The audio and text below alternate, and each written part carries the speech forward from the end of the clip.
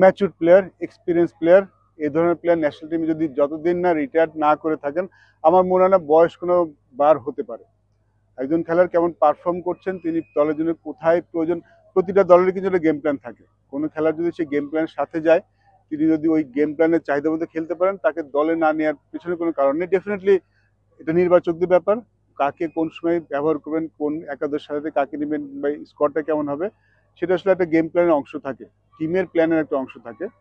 সোহান looks very good, ভালো high strike রেটে run করছেন এবং ফিনিশিং যে রোলটা বলে থাকি সেই কাজটা ভালো করছেন। এবার কিন্তু বিপিএল এ বেশ কিছু খেলা আমরা দেখতে পেয়েছি। আই থিঙ্ক মাহিদুল অঙ্কন আরেকটা নাম আমাদেরকে উল্লেখ করতে হবে, যার ব্যাটিংটা মানে মুগ্ধ করেছে সবাইকে, আমাকেও করেছে।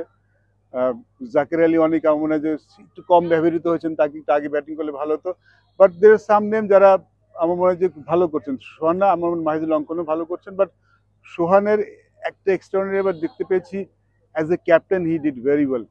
এবং তার যেই বোলিং চেঞ্জটা, দলকে পরিচালনা করার যে ব্যাপারটা, এটা আমাকে খুব মুগ্ধ করেছে। ন্যাশনাল টিমে খেলবেন কিনা খেলবেন পরের কথা, বাট যদি খেলার জন্য রেডি তো ডেফিনেটলি রেডি। কিন্তু আর রিটায়ার করেনি দল থেকে।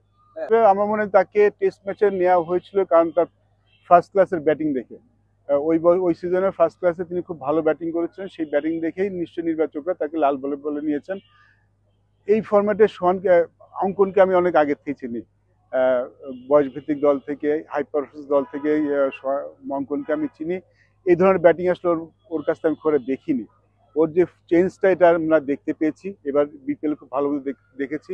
আমরা টি-20 ফরম্যাটে খেলার জন্য সে রেডি। এবং শেষে ওর হিটিংটা কিন্তু প্রপার হিটিং, এবং যে শটগুলি খেলছেন, রেঞ্জ অফ শটটাগুলি দেখছি, সেগুলো আসলেই বড় পর্যায়ে খেলার মতোই আসলে দেখা যায়।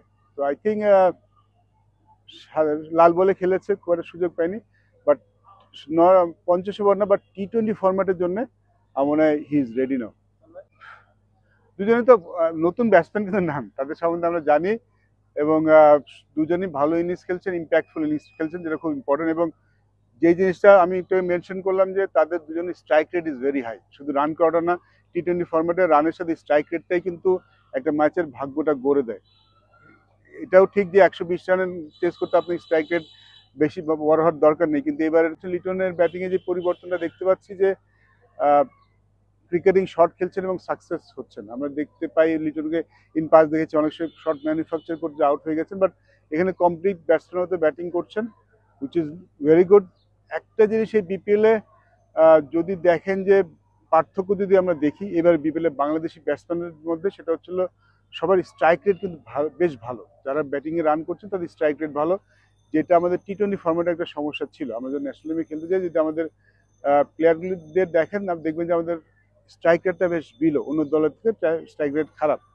কিন্তু এইবার বিপিএল এর ফরম্যাটে আমরা সবার স্ট্রাইক রেট দেখছি অনেক ভালো, অনেক টি-20 ফরম্যাটে যেমন স্ট্রাইক রেট হয়, ঠিক তেমন স্ট্রাইক রেট নিয়ে সবাই ভালো করছেন, which is a good sign for Bangladesh cricket. এর পিছনে উইকেটের তো একটা অবশ্যই অবদান আছে।